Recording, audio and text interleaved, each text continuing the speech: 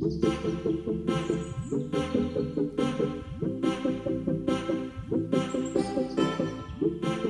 make this delicious tikka marinade, you will need full-fat Greek yogurt, tomato puree, ginger and garlic paste, the juice of 1 lime, a dash of vegetable oil, and for the salt and whole spices we have some Kashmiri chili powder, salt, paprika powder, and some Taste of India brand tikka masala. Simply combine all those ingredients into a mixing bowl. Start with the wet ingredients first. Optional, I'll break the habit of a lifetime because I don't usually use red food colouring. People like these bright red tikkas, so why not? So that's your tikka marinade. So once it's all combined, I'm using some paneer. You can use lamb, you can use chicken, you can even use vegetables. So I've got my plastic gloves on, particularly useful if you've used some red food colouring.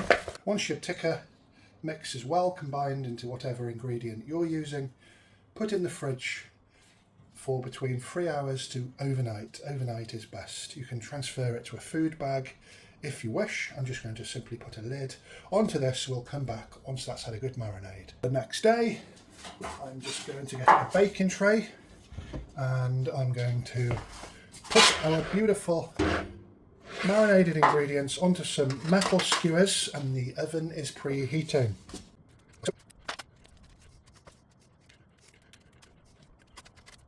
Finally, here's my second skewer. Now if you get the right baking tray, you can elevate your skewers so you've got some nice room under the tikka so they don't fall off. If you can see, very well sized. So heat your oven up, maximum heat for about 25 minutes. We're going to try and mimic the temperatures of a tandoori. So my oven is very, very hot, as you can see.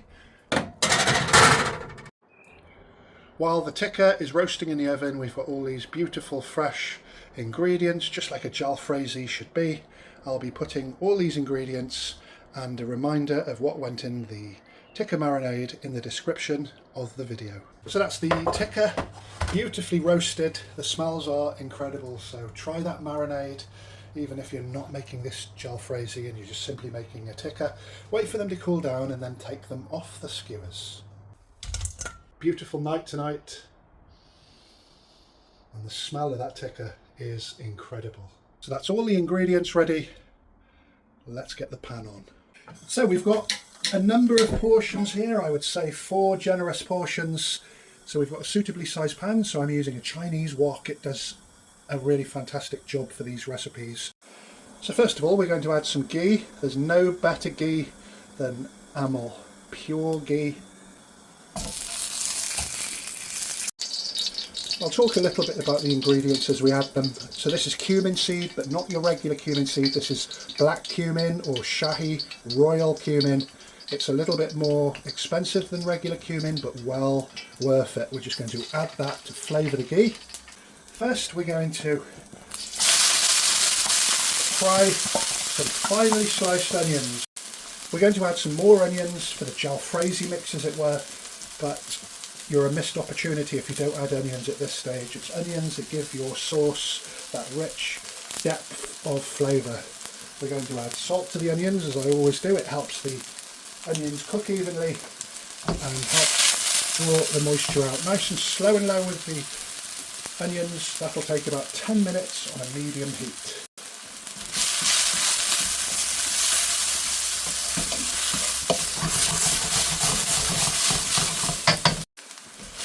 Make sure you stir your onions regularly.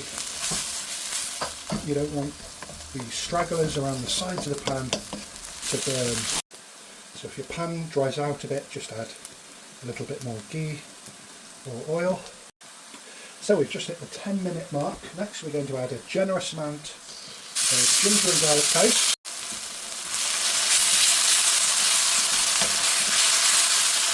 Make sure to cook the raw aroma out of the garlic particularly. Next it's time to add the whole spices, so We've got some garam masala by Taste of India, link in the description, some Kashmiri chili powder, a little freshly cracked black pepper, a little madras powder, again by Taste of India, some coriander powder, and some turmeric. Make sure your pan isn't dry, add a little bit of water at this stage. You don't want to burn those spices. Just want to mix that well, and again cook the raw flavours out of those spices, and the aromas are incredible already. We've got our concentrated onion, ginger, garlic and spice blend there. We've got our flavour locked in. Some more ghee.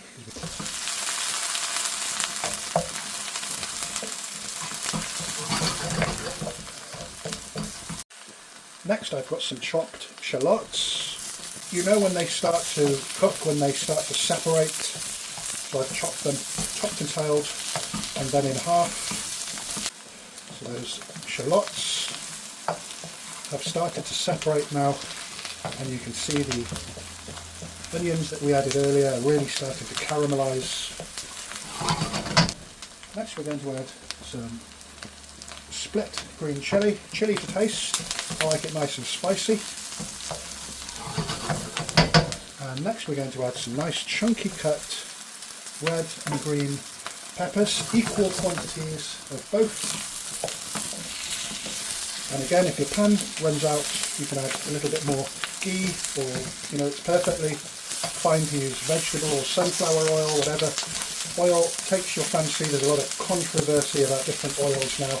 Use any oil that you're happy with. Beautiful aromas in here. You can add your tikka ingredient now, whatever you're using. I'll give you a little tip as well. Anytime you order a tikka dish in a restaurant, sometimes it's not tikka. I'll give you a little tip. You can see there's a hole here that says this has been charred in an oven and it's tikka. If it doesn't have a hole, it's not tikka. Nice and mixed. Next I'm just going to add some tomato. Always add cold ingredients around the side of the dish so they heat up really quick. So add it gradually. A good jalfrezi shouldn't have too much sauce, so just give that a good stir in. I'm using passata, so blended tomatoes. You can use tomato puree diluted with water if you wish. And now things are really starting to sizzle, so just work in the tomato sauce. We'll come back once that really gets a good temperature. Tomato sauce, or passata, that I added earlier has incorporated well into the dish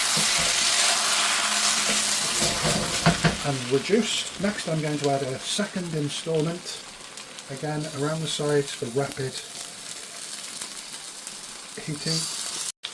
So let's give that a good stir. Lovely and roasted.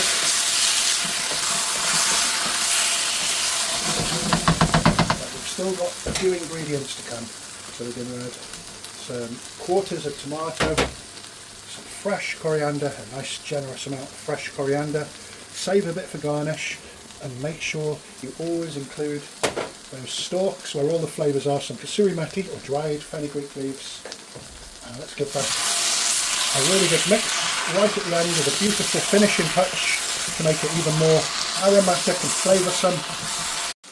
So there you have it. Would you agree that must be one of the best jalfrezis this side of Calcutta, where the dish originated?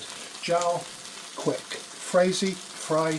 Thank you very much for watching. I hope you enjoyed the video as much as I did cooking this.